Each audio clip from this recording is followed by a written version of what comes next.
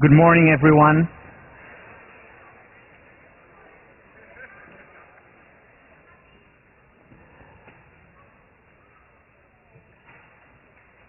Hi. The semester has started officially today. I'm glad to see you here. Just a couple of announcements. Also, hi to the extension school students. Last time we said hi to New Zealand. Today we're saying hi to Ireland.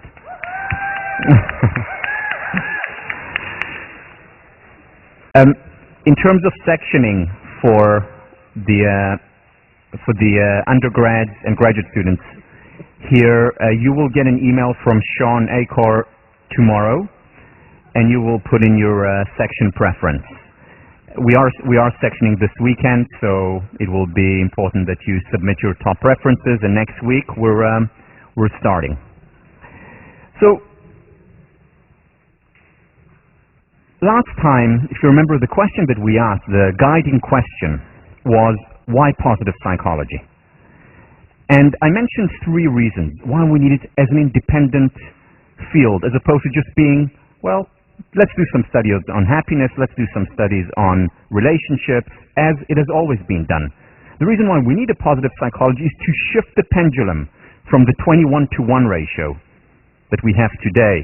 For every one study on depression or anxiety, we have 21 studies on, for one study on happiness or well-being, we have 21 studies on depression and anxiety. And we want to shift that pendulum slightly. And I mentioned three reasons why we want to shift this pendulum, despite the fact that there are rising levels of depression around the world, that anxiety has become an epidemic globally.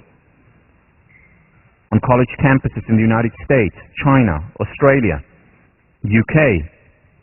Despite that fact, I argued that we need to shift that pendulum and do more quote-unquote positive research, or in other words, research that focuses on what works. And the reason is, the first reason that we gave, and we're just finishing up, is because the questions that we ask, whether it's the research questions that we ask, or the questions that we ask of ourselves or of our partners, matter. And if our only questions, or primarily our questions, are what is not working, what is the problem, why are so many kids failing as a result of their circumstances, if we only ask these questions, we will literally miss an important part of reality. Just like you missed the children on the bus in the exercise. Most of you did.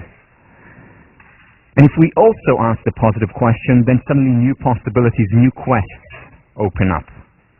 Just like they did for the researchers when they started to ask no longer why do so many individuals fail, but started to ask, what do some individuals do and succeed? Why do some individuals succeed despite the unfavorable circumstances? And then we had the story of Marva Collins, who exemplified so many of the themes that we'll talk about throughout the course. What Marva Collins did was help her students shift from the passive victim, you're a victim of your circumstances, of your upbringing, neighborhood, country, whatever it is, from a passive victim to an active agent. Yes, it's difficult, it's tough, it's unfair, however, it's your responsibility. No one is coming. It's up to you to make that difference in your life. And she made a difference to thousands of people's lives and continues to do so.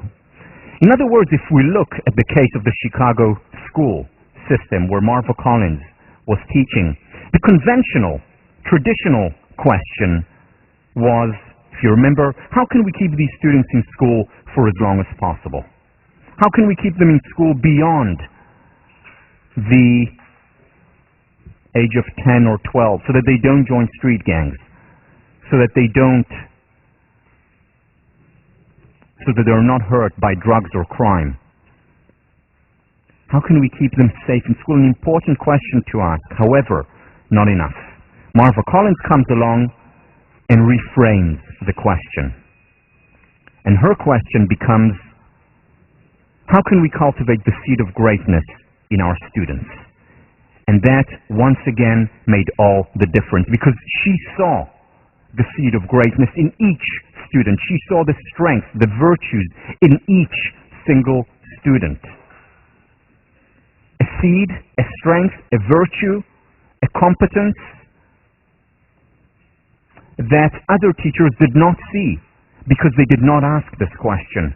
Because they asked, metaphorically speaking, how many geometrical shapes do you see on the screen? And they completely miss the children on the bus. They completely miss the seed of greatness. And when we don't see the seed of greatness, when we don't water it and shed light on it, it withers and dies, which is unfortunately the fate of most human potential. Wherever we go, that is the fate of most human potential, interpersonally in relationships, in most organizations, in most universities, in most individuals. Questions make a difference, which is why it is also important to ask the positive psychology question, which is the salutogenic question. What is the source of health? What is the source of success? What is the source of well-being? So that's the first reason. The second reason, before I go to the second reason, if Marva Collins was here today, here is the question that she would be asking us.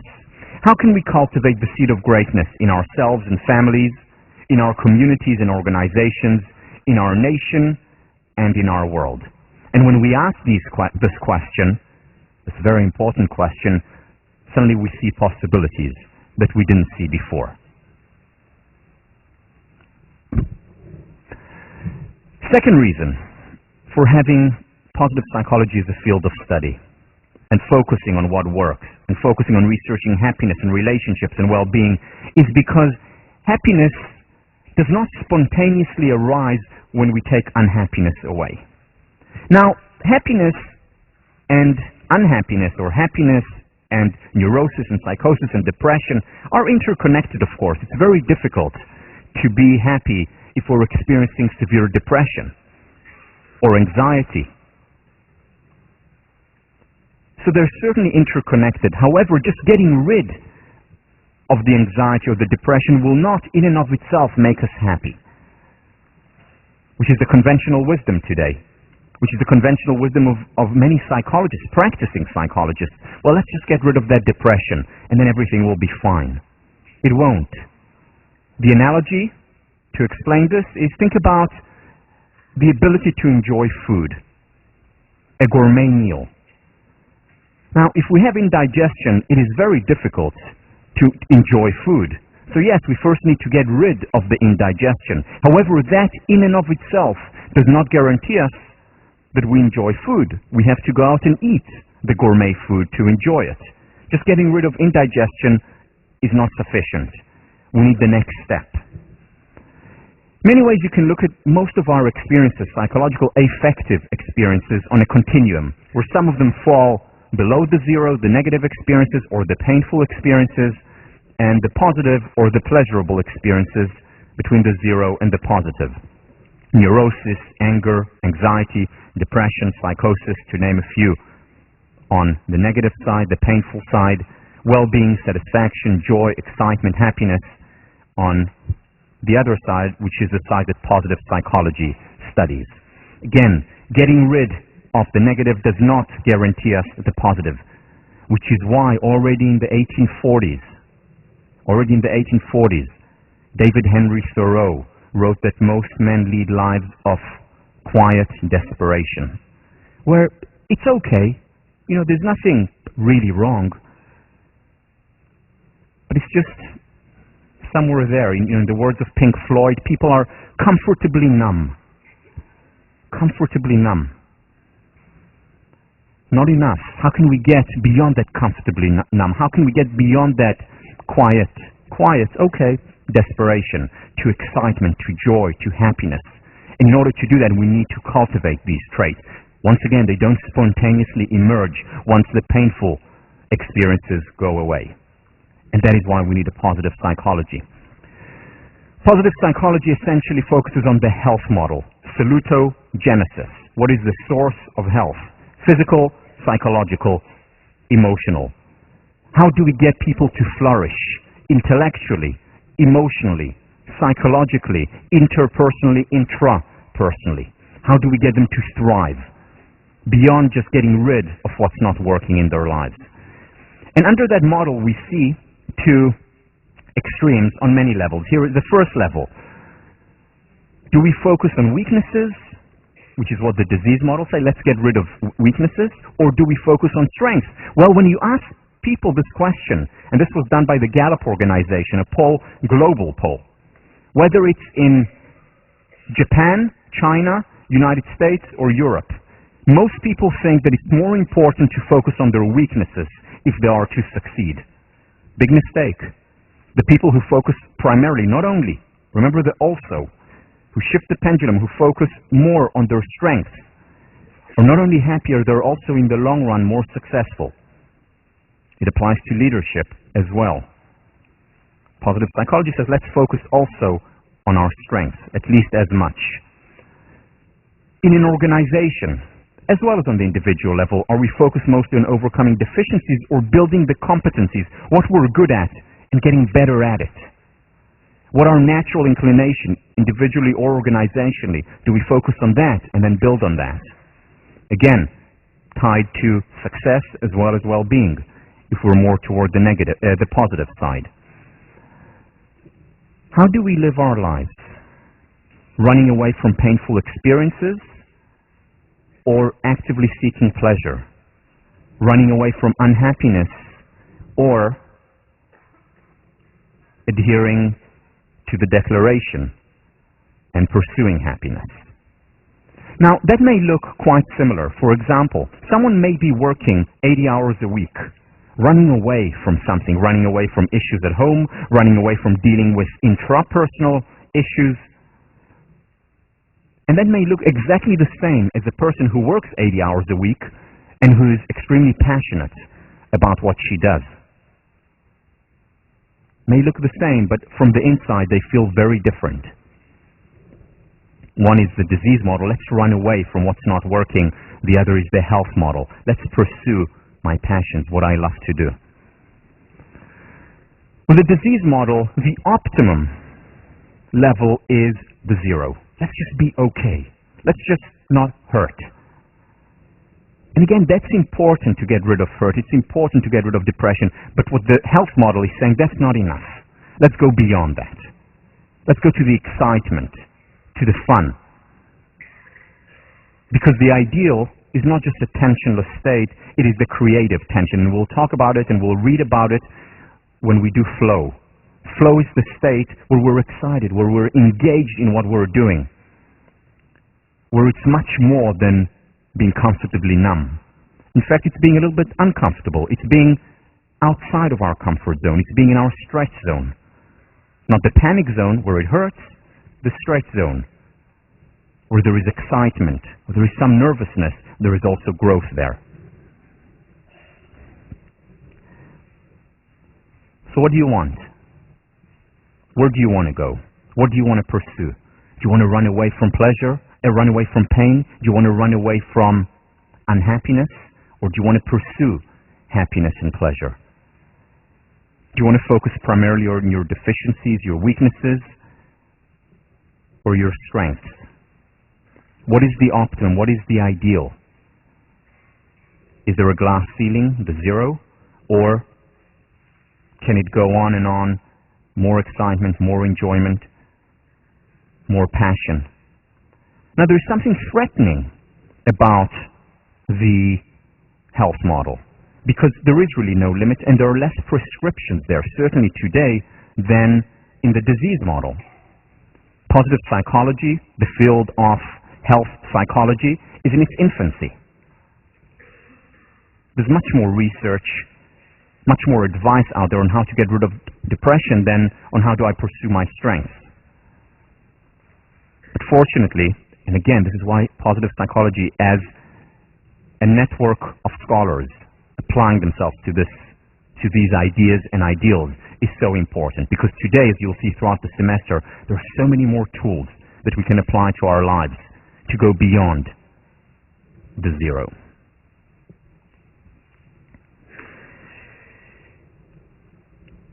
That's not all.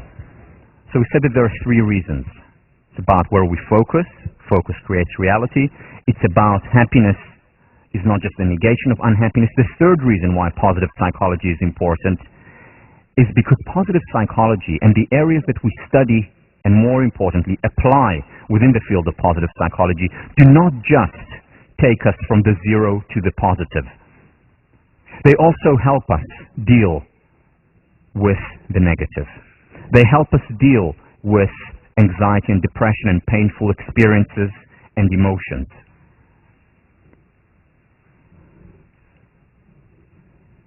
When we cultivate the positive, we're essentially focusing on prevention. Let me explain.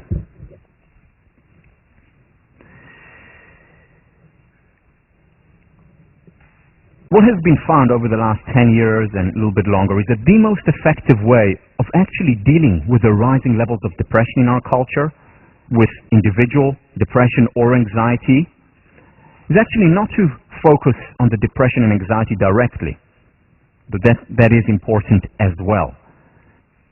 It was found that the most effective way of dealing with this phenomenon was actually to cultivate the positive, to cultivate personal strengths, to cultivate and identify one's passions, to ask a question such as, what is meaningful to me in my life? What's my purpose? Why am I here? What do I really, really want to do once I graduate? People who ask these questions and spend time on these questions are much more likely to begin a quest that is not devoid of the painful emotions. No quest is. But a quest that is more enjoyable, more pleasurable, more meaningful, and also more successful, as it turns out. But more importantly, more successful in what I call the ultimate currency, which I think is the currency of happiness and well-being.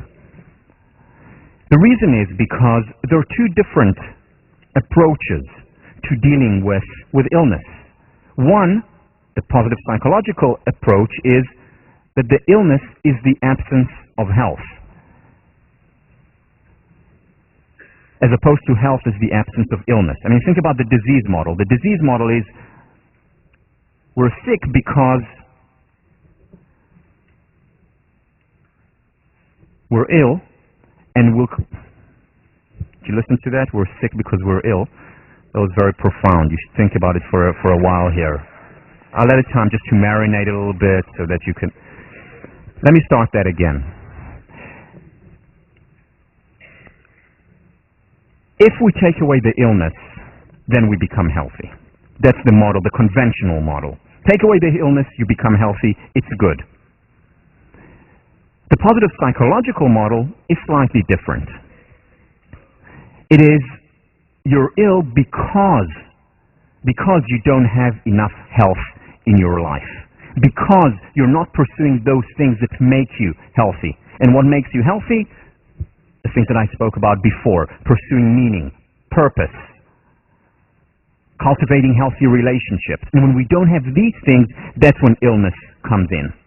Now, the difference between the two models, the model of the health model and the disease model, is more than just semantic.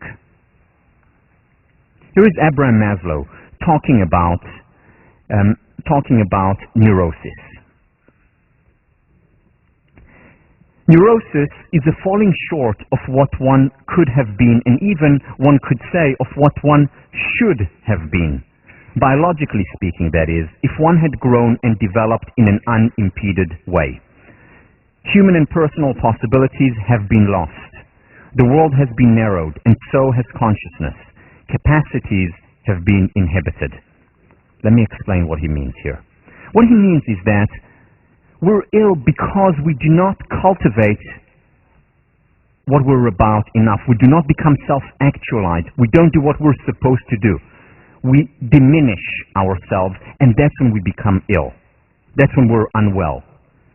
This is very different from the disease model that says, okay, you're unwell, deal with that illness. What he's saying, no, you're unwell, focus on your health. Strengthen your health, because you're ill because you haven't focused enough on your health. He calls that, and I quote, a failure of personal growth. That's when we experience neurosis. When we don't cultivate ourselves enough, when we don't cultivate our relationships enough, that's when we fail. And what positive psychology is all about is precisely that. Cultivating personal growth. Working on the positive. And when we work on the positive, on what comes on this side of the graph that you saw up there, on the positive side, when we cultivate these things, it also helps us deal much better with the negative when that arises. I want to quote Marty Seligman, who talks about precisely this idea. In the last decade, psychologists have become concerned with prevention. How can we prevent problems like depression or substance abuse or schizophrenia in young people who are genetically vulnerable or who live in worlds that nurture these problems? How can we prevent murderous schoolyard violence in children who have access to weapons, poor parental supervision, and a mean streak?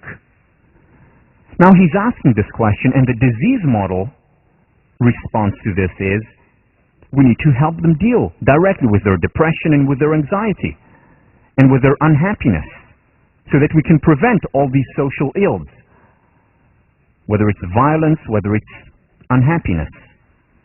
What he's saying here is the following.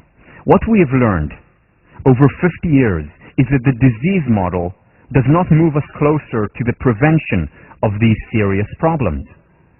Indeed, the major strides in prevention have largely come from a perspective focused on systematically building competency, not correcting weakness.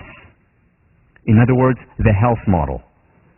Let's work on competencies, let's work on strengths, let's work on relationships, let's help them identify something meaningful in their life, their passion. And that's how we will, over time, also help what comes on the negative side. Health model versus the disease model that goes directly to deal with the disease. Now again, Seligman is not saying to the exclusion of, he's saying also. He continues, we have discovered that there are human strengths that act as buffers against mental illness. Courage, future-mindedness, optimism, interpersonal skill, faith, work ethic, hope, honesty, perseverance, the capacity for flow and insight, to name several. We've shown that learning optimism prevents depression and anxiety in children and adults, roughly halving their incidence over the next 2 years. Similarly, I believe that if we wish to prevent drug abuse in teenagers who grow up in a neighborhood that puts them at risk, that the effective prevention is not remedial. Rather, it consists of identifying and amplifying the strengths that these teens already have. It's exactly what Marva Collins did. Focus on the health and cultivated that, watered it and shed light on it, and realized it. We'll talk about all these ideas throughout the course. What the health model does, this is a theme that will go throughout the course, is cultivate capacity. It cultivates the capacity to deal with the negatives when these arise, whether it's negatives and painful experiences in relationships or in ourselves. What does that mean? What does that mean? Well, let me draw on two analogies. Cultivating capacities is about creating a strong psychological immune system. These are the words of Nathaniel Branden.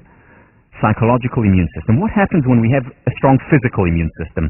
Does it mean that we don't get ill? Of course not. We do. But it means that we get ill less often, and when we do get sick, we recover more promptly. This is exactly what cultivating strength, optimism, sense of purpose, meaning, mindfulness, this is exactly what these characteristics do.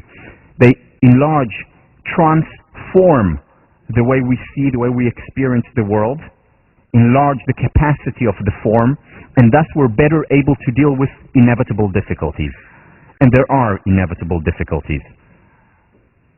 No life is completely immune to those.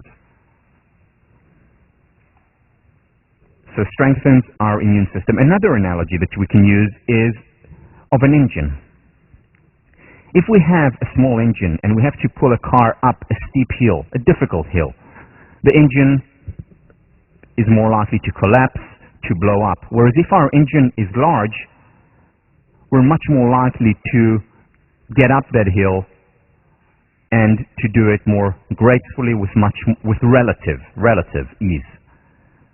So what we're doing when we cultivate the positive, we're strengthening our, metaphorically speaking, psychological engine, and we're better able to deal with the negative to zero. Not to mention the fact that we're also able to become happier, because happiness does not just come spontaneously when we negate unhappiness. I want to go back to our local village. So remember last time I put up the article by the Crimson. That was, unfortunately, couldn't find a more recent one. That was in 2004. But the situation is rather similar today. And one of the things that the Crimson article says is that we need to put more resources into mental health at Harvard. And that's important, I agree. However, that's only part of the picture. What we also need to do is put the resources in some different places as well, not only, as well. Because it's not just enough to put it in the resources in places that help us deal with our depression and anxiety and unhappiness directly. It is also important to put these resources in places that help us cultivate capacity. The capacity to deal with these difficulties and hardships when they will arise, and they will arise. In other words, there has to be more resources put in places such as helping students identify their passions when they come here, helping students identify their sense of meaning in life,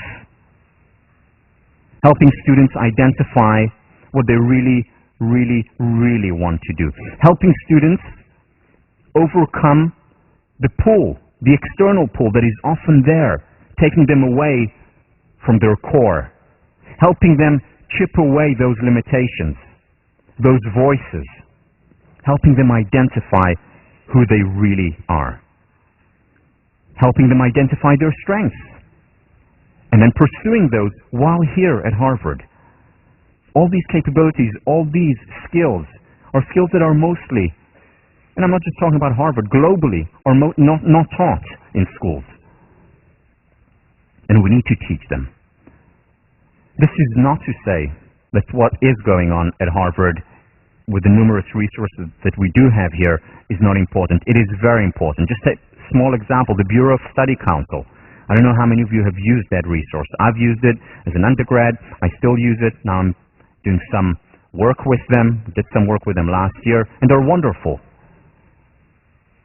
And at the same time, we also need to cultivate the positive, to think more of the zero to the positive side of the equation as well.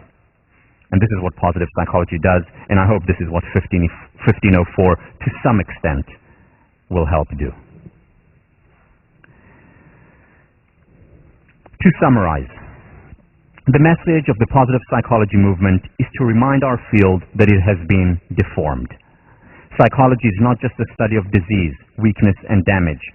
It also is the study of strength and virtue. Treatment is not just fixing what is wrong. It is also building what is right. Psychology is not just about illness or health. It is about work, education, insight, love, growth, and play. And in this quest for what is best, positive psychology does not rely on wishful thinking, self-deception, or hand-waving. Instead, it tries to adapt what is best in the scientific method to the unique problems that human behavior presents in all its complexity. It's about bridging the ivory tower and Main Street in the area which I believe is the most important one and talks to each and every one of us.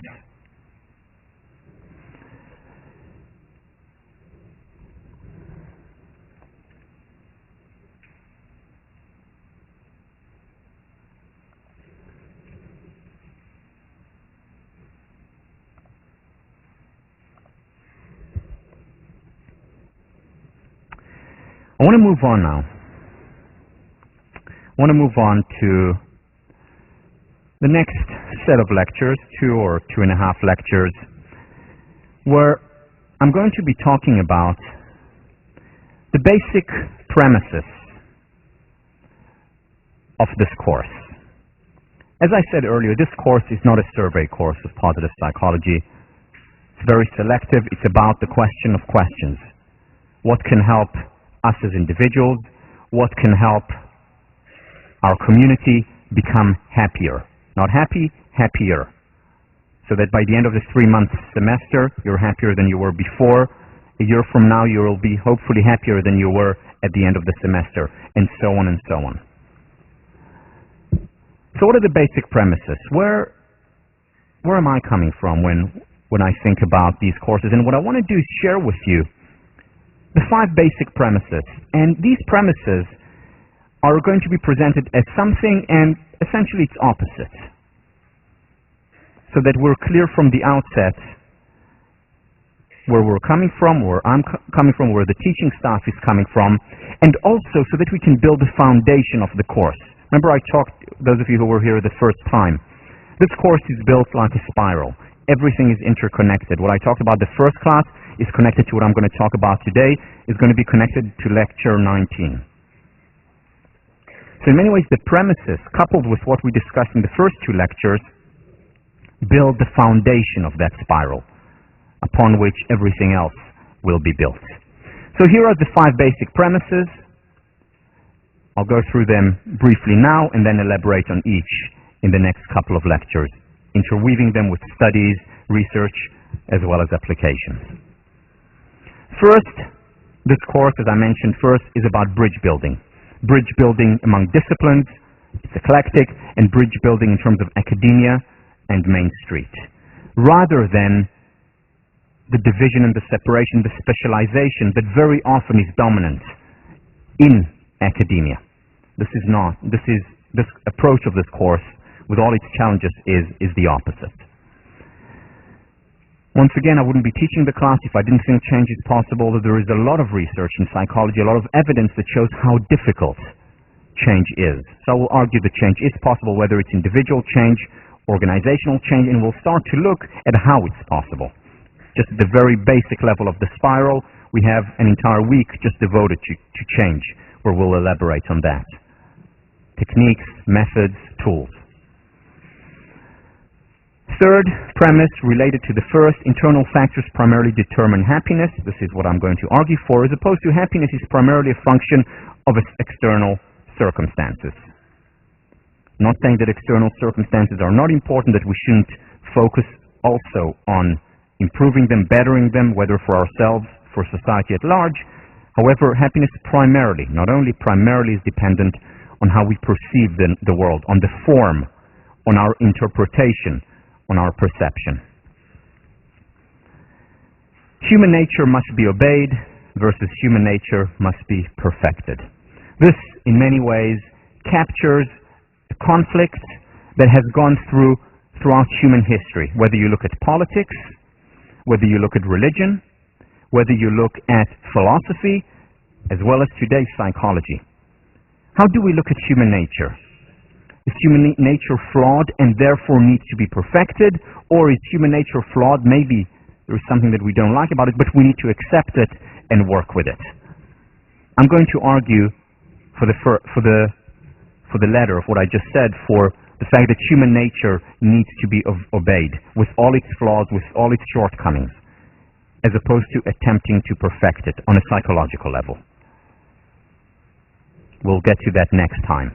Controversial, the very important foundation of mental health and well-being. And finally, what I'm going to argue for is that happiness is and ought to be the ultimate end, the end which we pursue, and that is also a moral claim, as opposed to happiness just being another secondary pursuit, and that there are pursuits that are higher, more important, more moral than that. Once again, may sound controversial, I'll try and reconcile the dis-ease, the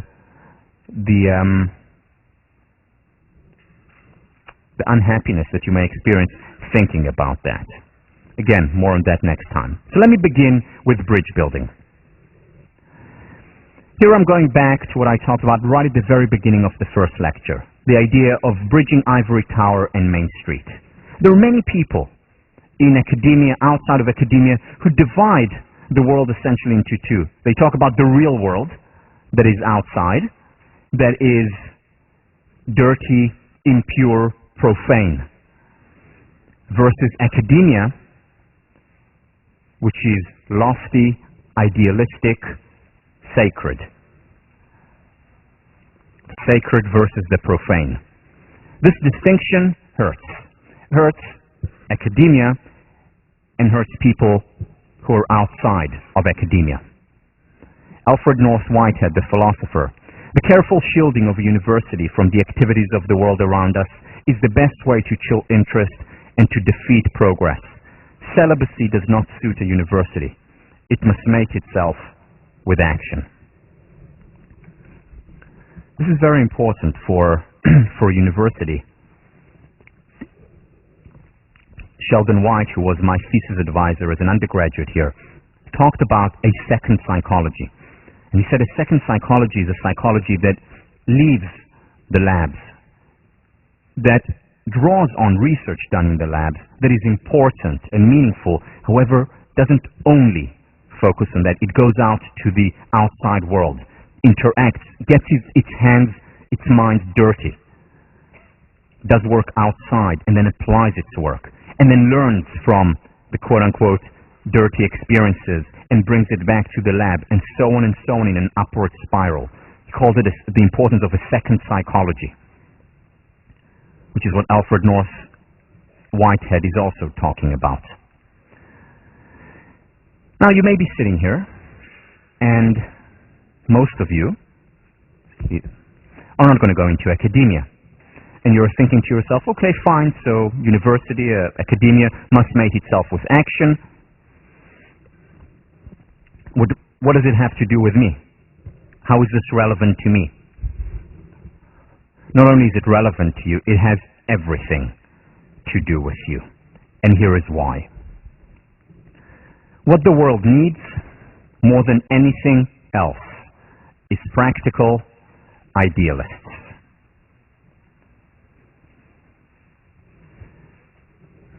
For 6 years, I was a resident tutor in Leverett House when I was a graduate student and then also when I started to teach.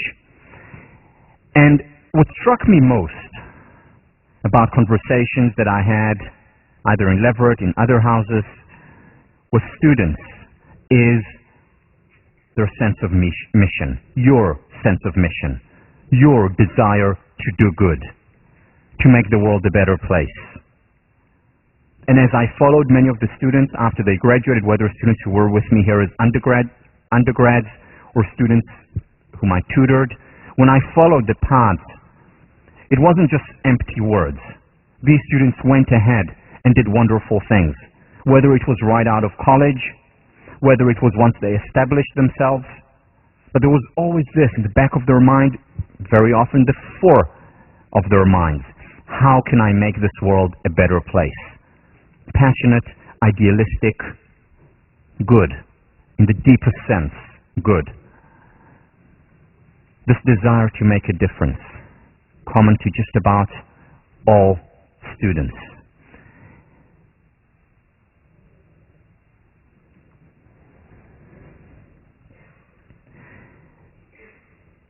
There are many people who talk about this generation as the me generation. All I care about, all this generation cares about is, well, let me just make more money, let me just get a bigger house, let me just be more successful and accrue more accolades, more prestige. This is a false stereotype. Yes, accolades, prestige, money is important. It's important to most people in the world. Big deal. But with these people who have these stereotypes, where they err is that they see just that, and they don't see the desire to make a difference. You know that 1,800 students at Harvard each year, above 1,800 students, are members of PBHA. That's not all. There are other students who are outside PBHA and who volunteer. Just about every single one of you, at least if we look at statistics, just about every single one of you, very soon, after you leave Harvard, will join an organization, whether it could be your primary job or not, an organization that is a social enterprise, a not-for-profit, something to better the world. You'll be on boards of such organizations. You'll donate money to such organizations. Harvard grads are generous with their time, with their money, with their efforts. Whether they're at the business school, the law school, college, med school, ed school,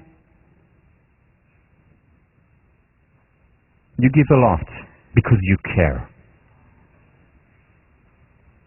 Again, whether it's money, whether it's time, usually both. False stereotypes. There's also false stereotypes about Americans. Americans, empirically speaking, just like speaking empirically about Harvard students and looking at the trends and the statistics, empirically speaking, Americans are the most generous people in the world. Not just because they have more money to give. Yes, Americans have more money to give, and they give a lot more money. Whether it's in food, whether it's in medical aid.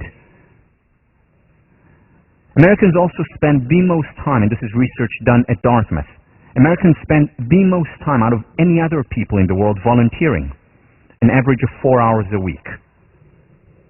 Volunteering outside of their job, which may also have a social objective, more than any other people in the world.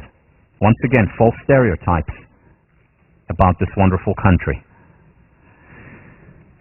And this is wonderful. This is wonderful to see, wonderful to be here. Whether it's at Harvard, whether it's in America, a real privilege.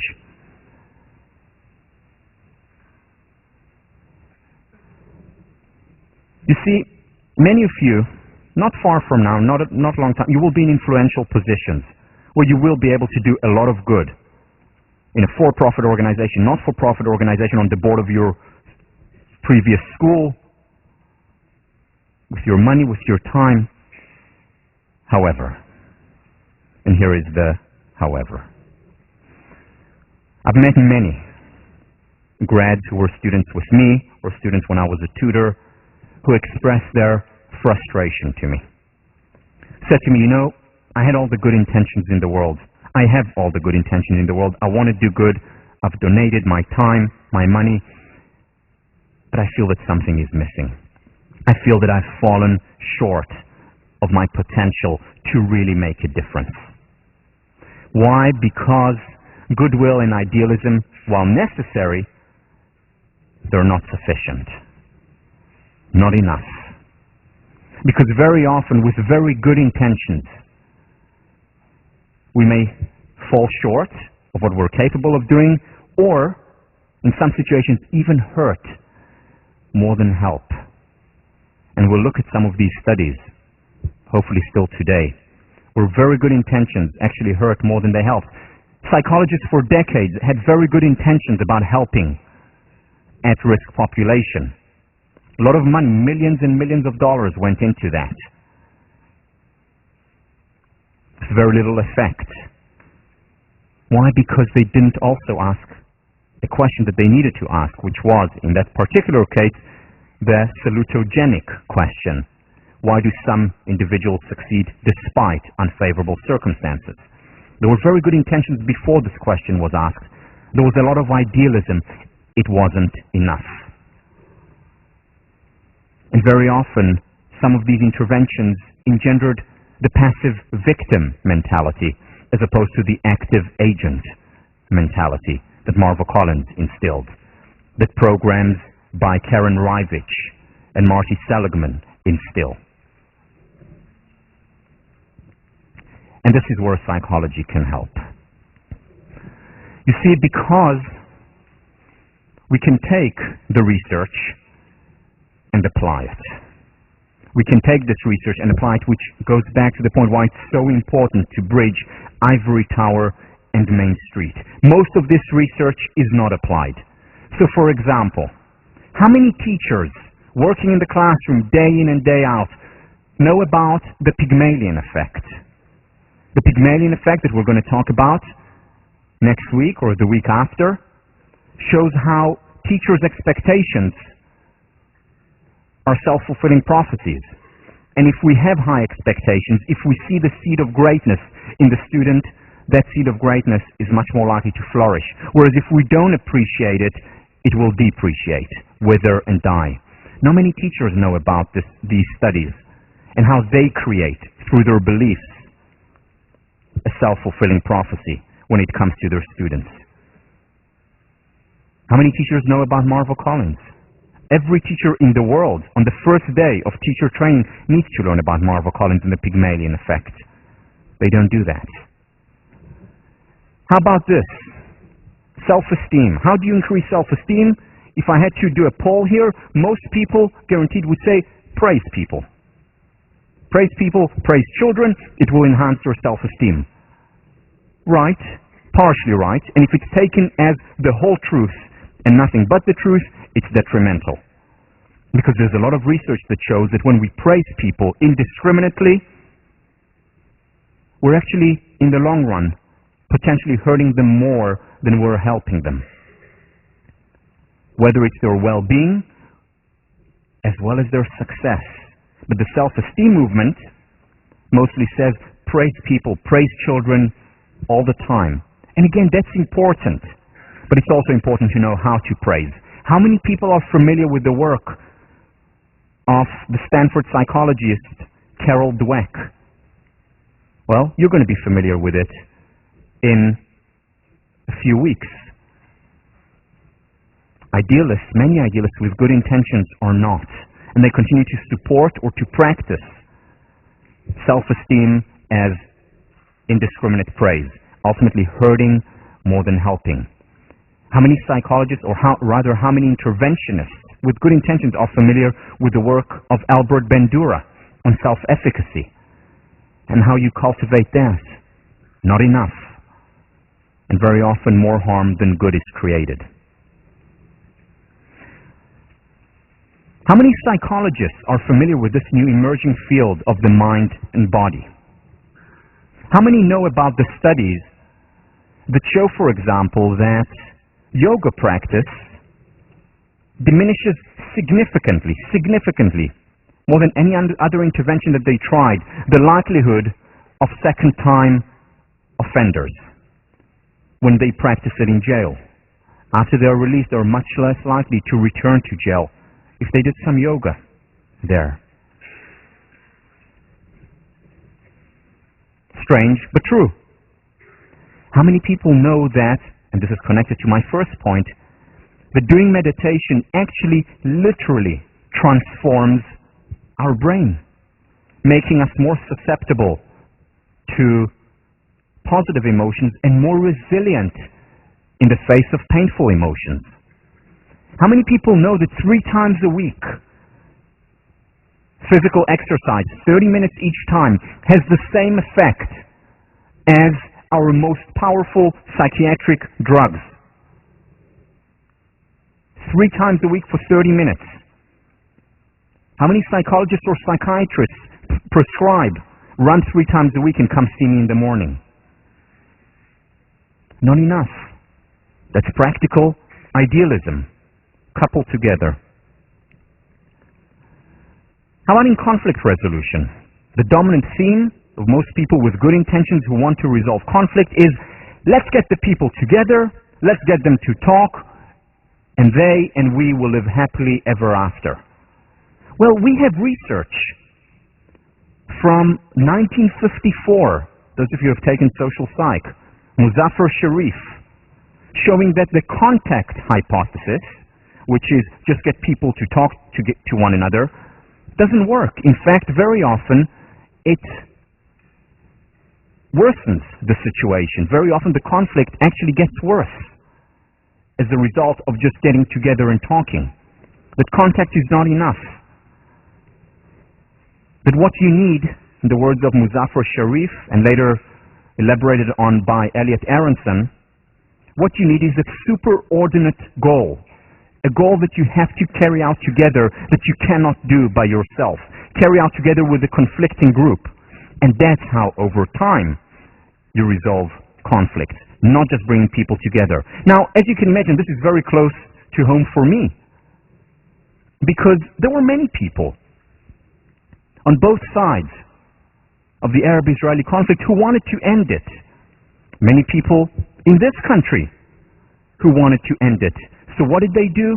Let's just get them together. Let's get them in a room, whether it was in Camp David or whether it was in Oslo or in Egypt. Let's just get them together to talk, to resolve their conflict and the issue, and then we will all live happily ever after. What happened? The situation worsened. Now, we have the data. We've known that. Muzaffar Sharif showed that in 1954 that is the most likelihood outcome of just contact hypothesis, of just getting them to be together. And there were many people trying to resolve the conflict, and not just in the Middle East, elsewhere in the world, with very good intentions, but very often making inadvertently the matters worse. Idealism and good intentions are not enough. We need to merge, to mate the research with the practice. And this is where you come in. This is where you come in, taking it seriously. Now, when I say take it seriously, there is a problem here because sometimes research doesn't deliver good news. It would be much easier and nicer if we could just simply get Israelis and Arabs together and the conflict would end. It would be much nicer, easier, smoother. It would be much easier if we could just cultivate children's self-esteem by giving them positive feedback, telling them how wonderful they are. It's easy to do, right? It feels good, they feel good, we feel good, but in the long run it doesn't help if it's only that. Much easier. And research very often delivers bad news, saying it's not enough, the contact. It's not enough to praise. And then people choose, subconsciously, not consciously, subconsciously, to ignore the research and go with their heart. And that's important, to go with the heart, but it's important to go with the heart and the mind. Imagine if an aeronautics engineer woke up in the morning and said, the law of gravity thing really makes things difficult for me. It's a pain. Things would be so much easier without the law of gravity. The design would be simpler. And he designs an airplane that ignores the law of gravity. What kind of airplane machine would he or she design? A failure. An aeronautics engineer takes into consideration reality. And reality, there is the law of gravity. We deal with that. Similarly, what research shows us is reality, what's out there, what's working and what's not working. And we need to conform to it, take it into consideration. And it's up to you to take responsibility for that, to bridge the ivory tower and Main Street. You who are being exposed in 32 classes throughout your Harvard career to the most rigorous thinking on different topics, have to take it and apply it. Whether it's in psychology, whether it's in economics, obviously in engineering or computer science, where it's done much more readily than in the social sciences and the humanities. It's important to take responsibility because no one else is going to do it for you. No one is coming.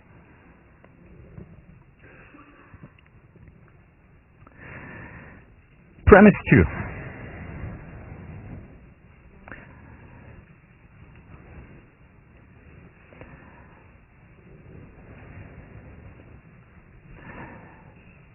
To be a practical idealist, the foundation of it has to be the belief that change is possible. Because if change was not possible on the individual level, on the societal level, why am I doing what I'm doing? Why would I spend time? Let me just be a hedonist and try and enjoy my life as much as possible. Now, for many of you, when you look at this, you may say, well, okay, yeah, change is possible, I believe that, and why do we need to have it as a basic premise of the course, as opposed to the change is elusive? Well, in the context of a psychology course, it's anything but trivial that change is possible. Let me share with you one study to illustrate what I mean. The Minnesota twin study, one of the most famous studies in the field of psychology, was done by Lycan and Tellegen, two prominent psychologists. And what they did was they wanted to understand how much do genes matter? How much is it about nature versus nurture? So how do you test that? You look at identical twins, monozygotic twins who share the same genetic profile. And you look at those who are reared apart. Because if they're reared with the same parents, one could argue, well, they came out very similar because same environment, they look the same, they go to the same schools, same parents, and so on. But what if you're able to find identical twins who were separated at birth and reared in radically different environments? Well, you could. And they found a significant number of those reared sometimes on different continents. And they studied them.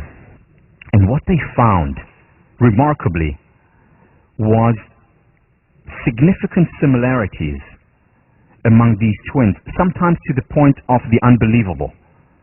Like one set of twins, I think the name was, found a wife with the same name. They were reared different countries. Didn't know about each other until the age of 37. Married similar wives. Enjoyed drinking the same beer. Called their children by the same names. I mean, there were some mind-boggling similarities. Again, this was an exception, but there were quite a few of those exceptions. But more interesting for psychologists was that their personality was incredibly similar. And very interesting for positive psychologists, those concerned with well-being and happiness, their well-being and happiness levels were incredibly similar, even if they were raised in radically different environments. Lycan and Tellegen published a paper, a very influential paper in the 80s, which they called Happiness as a Stochastic Phenomenon. Happiness as a stochastic phenomenon. And they end this paper with the following quote. It may be that trying to be happier is as futile as trying to be taller, and is therefore counterproductive. This quote made me very unhappy on two accounts. This was a very influential quote. I mean, this appeared in the New York Times. They talked about it on television. They were interviewed. Very problematic, because what are we doing here? If this is the outcome of research, and rigorous research that they did, I mean, not easy research to go and look around the world, what can we do about it? Well, here is my response to that. Very simply, change is possible. And again, don't take my word for it, of course. Let me discuss that further, elaborate. There is counter-evidence where people actually do change. And we have research showing that people going to therapy very often change as a result of therapy. Work by Albert Bandura, Stanford psychologist, shows that very often people encountering one special sentence, reading it or hearing it from something, that sentence can change their lives. Reading a certain book, having certain experiences, positive or painful experiences. There is this concept of post-traumatic stress disorder, PTSD. There is also the concept of post-traumatic growth. So people change up or down in their levels of happiness as a result of experiences. So there is counter-evidence that shows that not everyone's level of well-being is determined by their genes. In fact, there is research that shows that yes, genes do matter, and they matter a lot. But as we'll talk about during the week on change, other things matter as well. And the error that Lycan and Tellegen and many others make when they generalize and say change is not possible is what I call the error of the average. Yes, on average, when you looked at this group of 40 or 50 twins reared apart, when you look at the average, they're just about the same. However, that's not looking at individuals because, while many of them are the same, not all are the same. You know, it reminds me of a joke about the statistician who drowned in a pool with an average height of 10 inches. Drowned in a pool with an average height of 10 inches. You see, you cannot tell the height, or the depth rather, of a pool based on the average. Because that pool may be average of 10 inches, but it may have places that are 20 feet deep, if it's a large pool. The same when you look at the average of individuals and twins. The majority, or on average, they're extremely similar, but they're also outliers. And very often it's the outliers, the differences, that are the most interesting because they stretch not just our imagination, they stretch our ability to understand when and where change is possible. The question when we see exceptions, whether it's the Likon intelligence study where we do see exceptions, not all twins were the same, majority were, but not all. The question is no longer whether or not change is possible, but rather how is change possible. Once again, the exception proves the rule. And the research that argues that it's not possible to change is detrimental. Think about an 8-year-old girl who's very unhappy and then reads in some magazine about that study saying that basically your genetic set point, what you're born with, is there for life. And she's unhappy and she feels anxious and miserable as an 8-year-old, and she says to herself, that's it, that's my lot in life, I was born unlucky. And that very often becomes a self-fulfilling prophecy, and she remains unhappy, and sometimes it even makes her less happy than she was before, because now she's also helpless. Change is possible. You know, I often say that I'm the right person to teach positive psychology. Why? Because I wasn't born with quote-unquote happy genes. I was born with, genetically speaking, with relatively high levels of anxiety, inclination toward rumination, over-examination. We'll talk about that later in the course. I went into positive psychology, into the field of psychology, as I mentioned in the first lecture, because I was unhappy here. And over time, as a result of many of these studies, a result of examination, a result of asking also the right questions, I have become happier. So on a personal level, I know it's possible to become happier. Now, I'm happier today than I was 15 years ago when I started. I hope to be happier 15 years from today than I am today. It's a lifelong process, but it is possible, and many people show that it is possible. And those who argue that it's not possible and use science to argue for that very often are hurting more than helping the field. Now, by the way, Likon and Tellegen were interviewed recently in Times Magazine issue on happiness. And let me quote to you what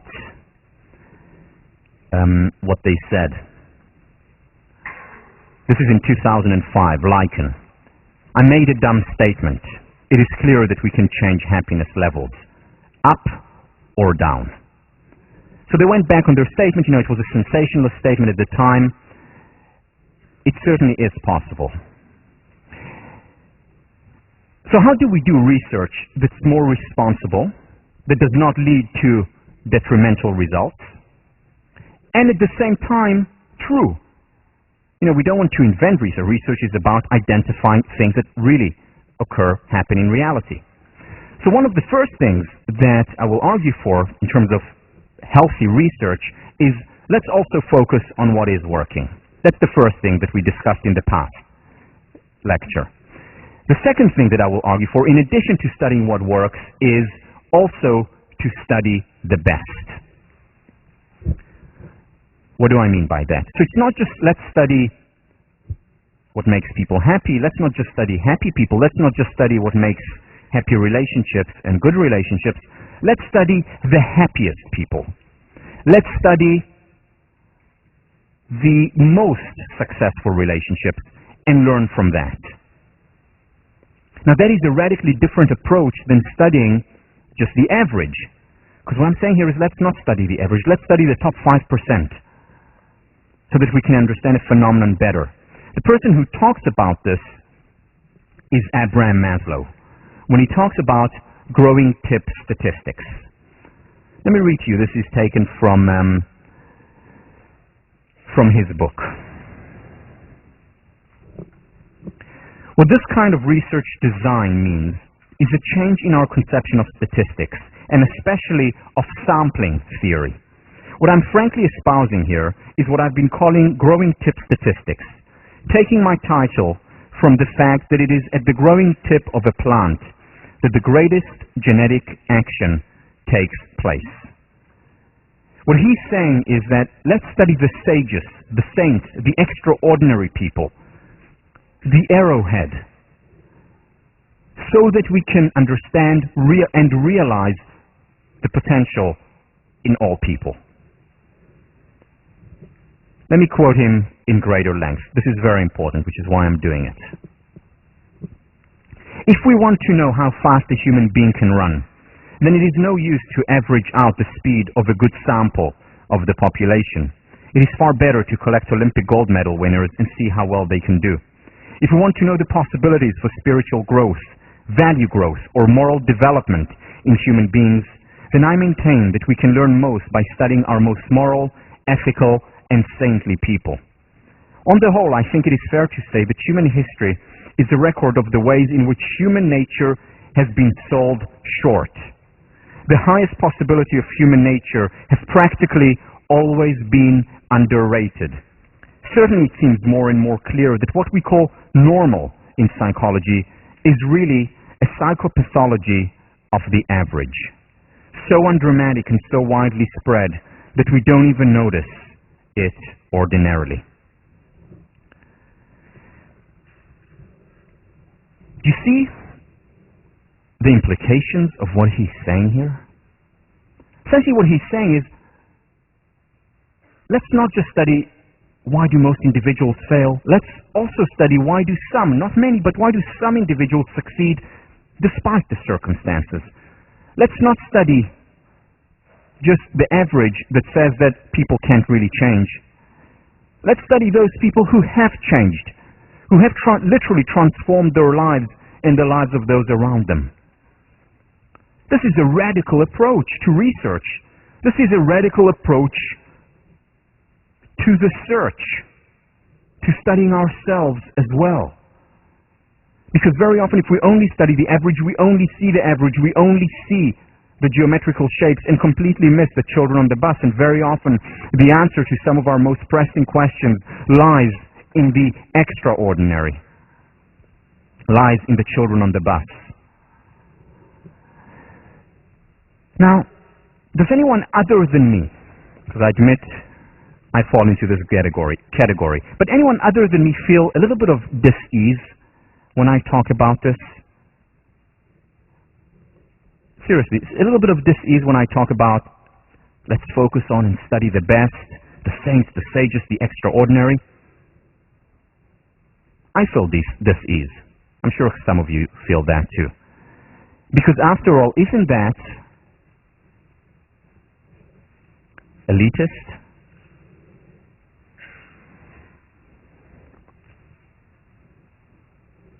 Shouldn't we study the average because we're concerned not just with the elites, we're concerned with the average?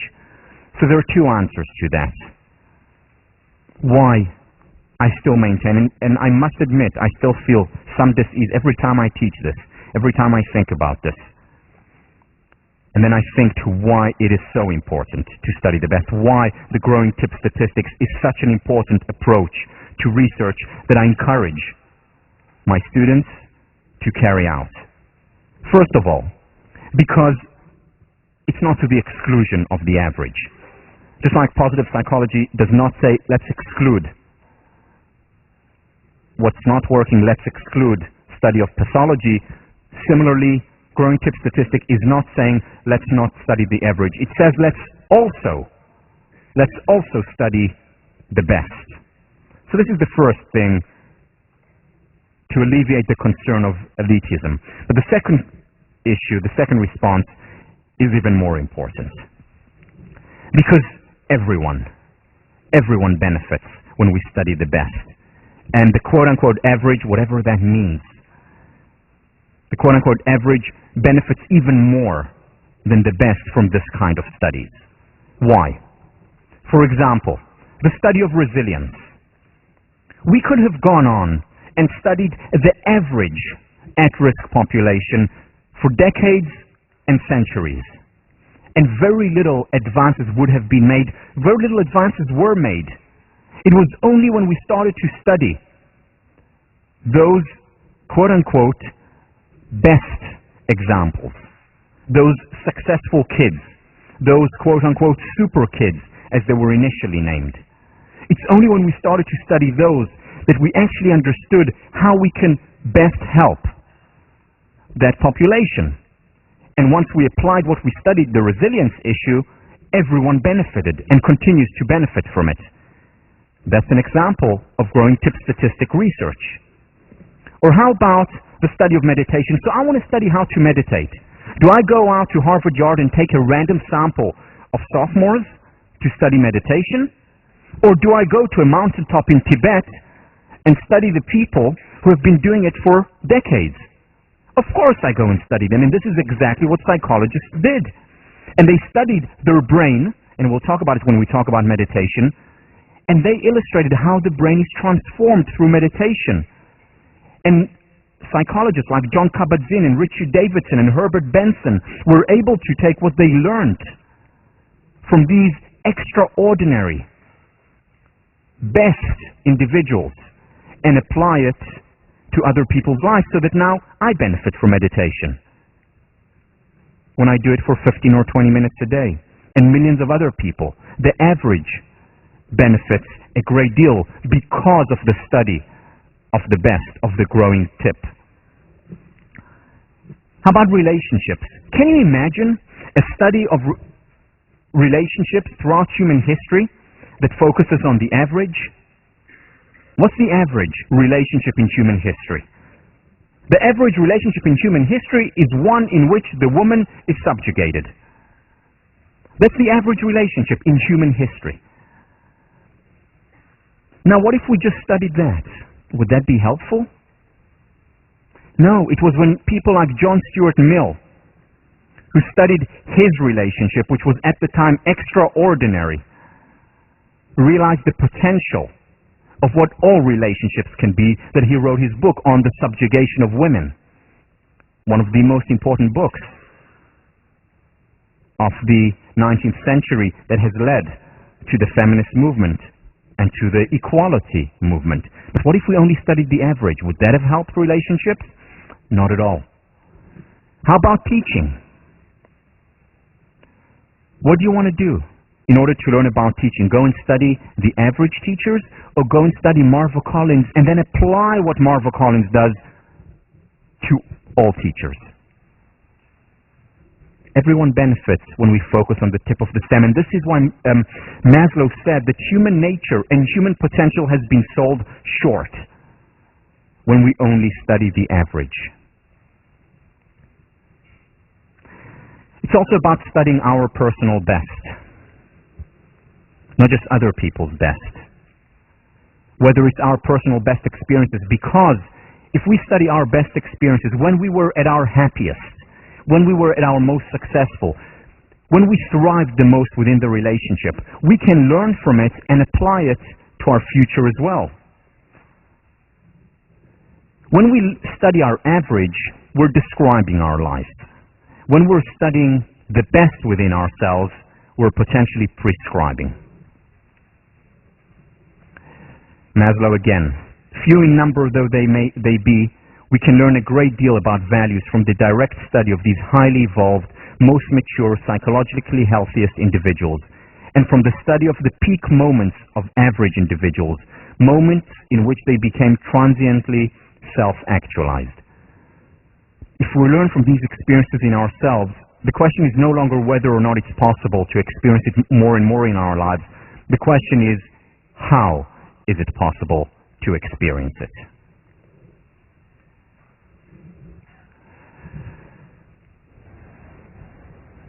All right.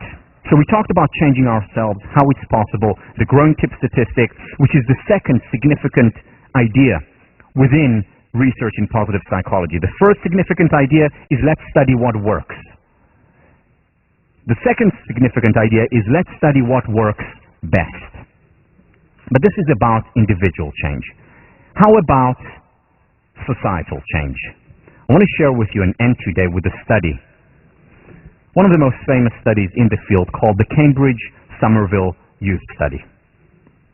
This was a study that was run starting in the 1930s right here between Harvard, MIT, where the best minds, psychological minds, philosophical minds, psychiatrists got together and said, let's create the Rolls-Royce. I don't even know if there was a Rolls-Royce then, but the best intervention program that we can think of. There was no limit in terms of how much money was put into it. As much as they needed, they got. And they chose 250 kids from an at-risk population. And this intervention was not a quick fix, overnight change, weekend seminar, 5-year intervention. And here is what they got.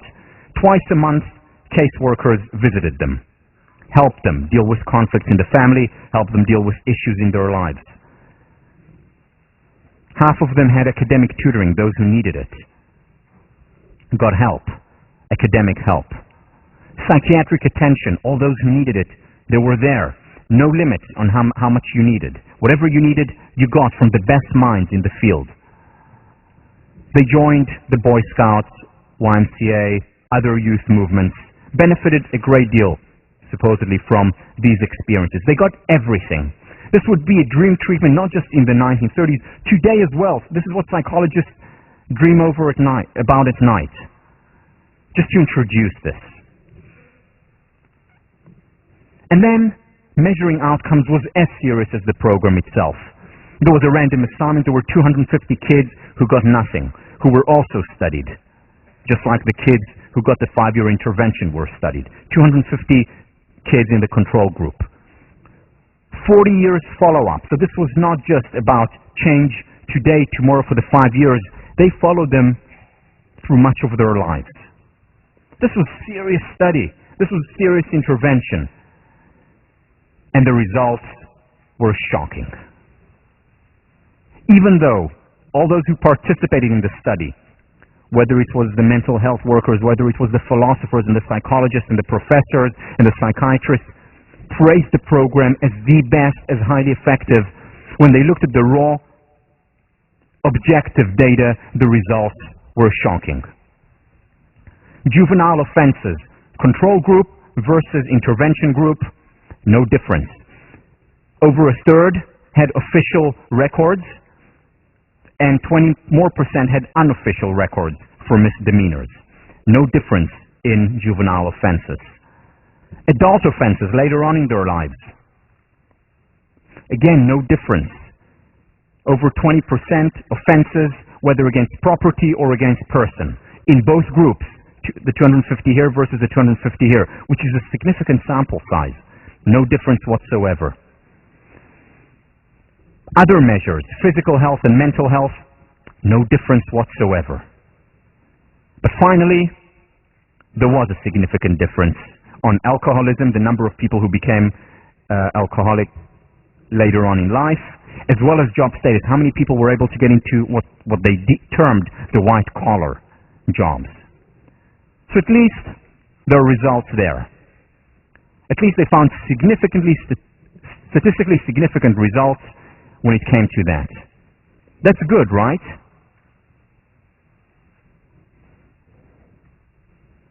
Not at all. Because these results were quote-unquote in the wrong direction, meaning there were more alcoholics in the intervention group than in the control group. There were more people in the control group making it quote-unquote at work raising their status at work than in the intervention group. In other words, the intervention did more harm than good. Idealism, good intention, a lot of money, wasn't practical. Now, many people who look at this study, this is a seminal study. There are very few studies in the history of psychology that were that serious. They say, well, societal change is probably not possible. Give me 1 minute, and I'll finish. Societal change is not possible, they say. Is it? Well, first of all, there are exceptions, and when we have exceptions, that proves the rule. There are programs that actually work. Whether it's the work, again, of Karen Rivich and Marty Seligman from UPenn Resilience Program. Whether it's Marva Collins, who's certainly an exception, who shows how interventions work. And it's interesting to think about the difference between what Marva Collins does, where she doesn't give the students a sense of entitlement, where she praises them, but she gives them hard love as opposed to a free lunch, where she doesn't label them as needy, and the study perhaps labeled these kids as needy. There are many differences, but the key is to study this exception and for practical idealists to come together and to say, what is working? Let's study the best. Let's study what works and then apply it. Let's spread the word. Let's do what Maslow talked about back in the 1950s. What he suggested is a Manhattan Project type attack upon what I consider to be the truly big problem of our time, not only for psychology but for all human beings with any sense of historical urgency. The Manhattan Project, when they created the atomic bomb, and whether or not you agree with the Manhattan Project normatively, positively what... 1 second, I'm almost done.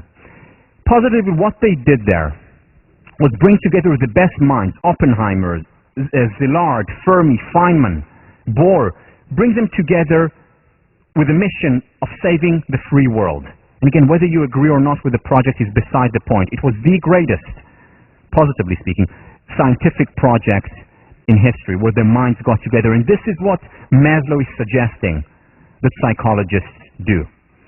This is also the aim of positive psychology, no less than this, to get people around the world to think about these problems, these issues. Practical idealists who will study what works, who will study the best, and through that, make a difference. I'll see you next week.